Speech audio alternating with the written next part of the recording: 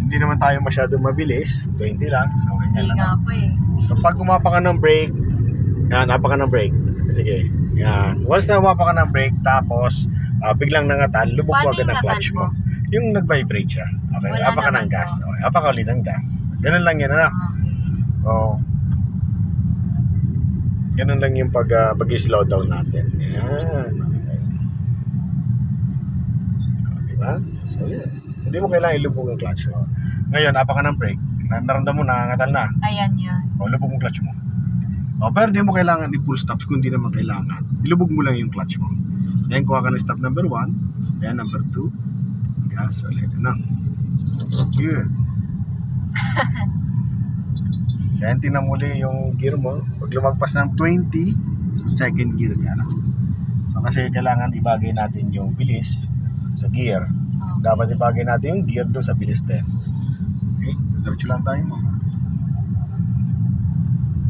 Tapos, tingnan mo kung mayroon dito papasok itong bus. Okay naman. So, ito sa kabilang lane. Diretso tayo mo. Diretso tayo. Posisyon ka dyan sa alam mo. Yan. Kailangan nasa loob ka lang yan. Ang guhit na yan. Okay, gas. Tingnan mo yung bilis mo. Lagpas ng 20. Mag second gear ka. Yan. Pagkaroon itong yung van. Okay. Apak ng brake. Dinangatal. Lubog ang clutch. Then first gear ka. Okay. First gear. 1. And gas. Go. Ganun lang, ano? So, kailan matandaan mo yun? Oo, yun ang pala tandaan mo. And then, kanti pa, lagpas ng 20, second gear ko ulit. Good. Ngayon lang si ma'am nakahawak ng manual transmission. So, dati na doon siya sa Zero knowledge mo. Pero sa automatic, ganun din. Actually, automatic po isang beses lang. Isang beses lang. Yes, isang beses So, hindi lang. talaga yung... Hindi po talaga nagdadrive. Ano po ako passenger princess po kasi ako. Ramdam ko nga dun sa manibela mo eh. Kasi kung talagang expert ka na sa automatic, sa manibela, kitang-kita ko na yon. E kaya lang kanina pag nag-u-turn tayo, sumasablay. Kaya alam ko na medyo hilaw pa. In terms of automatic, hilaw pa rin. Ano? Yes. Pero dito sa manual transmission, so ito, hinihinog-hinog na. Medyo. Inaral namin ngayon ni Mama yung shifting. Then yung shifting down, shifting up. Ito actually. So tapos yung braking natin, yung tamang pagbe-brake. No? So slow down muna. Then pag naramdaman mo nangatal, lubog ang clutch. Yan na. Then shift ka ng gear. Ganun lagi siya na. Okay. Saan tayo, sir? Diretso lang po ma'am. Doon tayo sa may gasoline sa station. bypass? Ay di sa gasoline station lang. So, Okay. yan lang po sa may so slow down ka. Kaya pag pa ng brake, nangangatal na siya. Lubog clutch. Then shift ka ng gear. Slow, naman yun? Low gear naman. Okay? Then step number 1, kuha ka agad. Up. Namatay. Okay, yeah. Okay, go. Step number 1, meron na. Then gas. Okay lang, matalas yung pakaramdam mo doon sa step number 1. Yung biting point. Importante yun, no? Okay?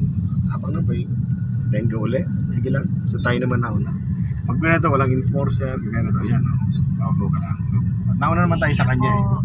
Nauna naman tayo sa kanya, eh bigla lang siyang susulpot, pupunta doon sa kabilang pagko-cross siya, eh alanganin siya sa atin, no?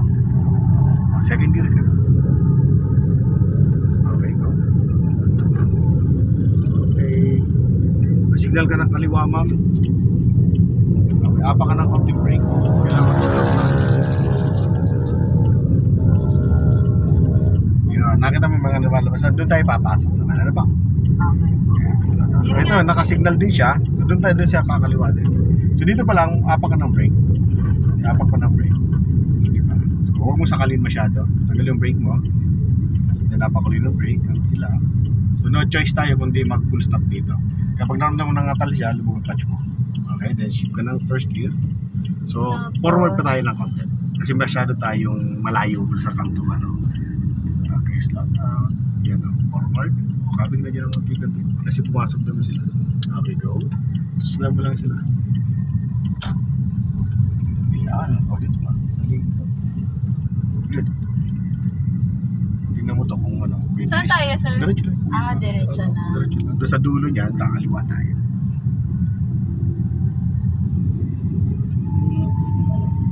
Sige lang. Kunin muli yung pattern natin na shifting, ha? Okay. Kailangan matandaan mo na yon. Ano, kaya mo na? Lagpas na natin. Kakayanin. Second gear, go. Yun. Lagi silip ka sa speed. Ha? Okay. Titira mo yung speed mo. Lagi. So basta continuous Kapag lang. umabot po ng 60, magta-third. Fourth gear yun. Okay. Kasi ang 60 40, pa lang, ma'am, 4. ang 40 ay third gear. Paglagpas ng 40, yan kagaya na, no? Lalagpas na siya ng 40. Mag third gear ka na ngayon. Yun. Ayan. Pag lumagpas ng 60, fourth gear ka, no? Ganun pala yun, no? Medyo mabilis yan kasi third gear. So up to 60 yan, mabilis yan. So dahil sa nag-aaral ka pa lang, kahit just sa third gear na yan, sa 60 na yan, okay na yan muna sa'yo. Huwag ka na muna magkangat ng mabilis, no? Okay Kasi po. baka mamaya biglang may tumawid yan at di mo kinaya yung brake mo, di salpo ka doon, ano? Yan na muna, perfectin muna yan. Kasi yung pattern naman natin sa shifting ay pare-parehas. Tapos kakaliwa na po. Diretso pa sa dulo, pinakadulo niya, no? Sa bypass talaga. Ngayon ka na pang nakadaan dito na ikaw nagdadrive. Opo. Ngayon lang po. Ayan. Shift na second. Wala pang 20 kundi siya second ka, nasa 40 ka pa rin, no?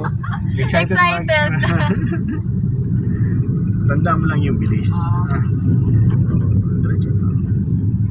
Bypass road.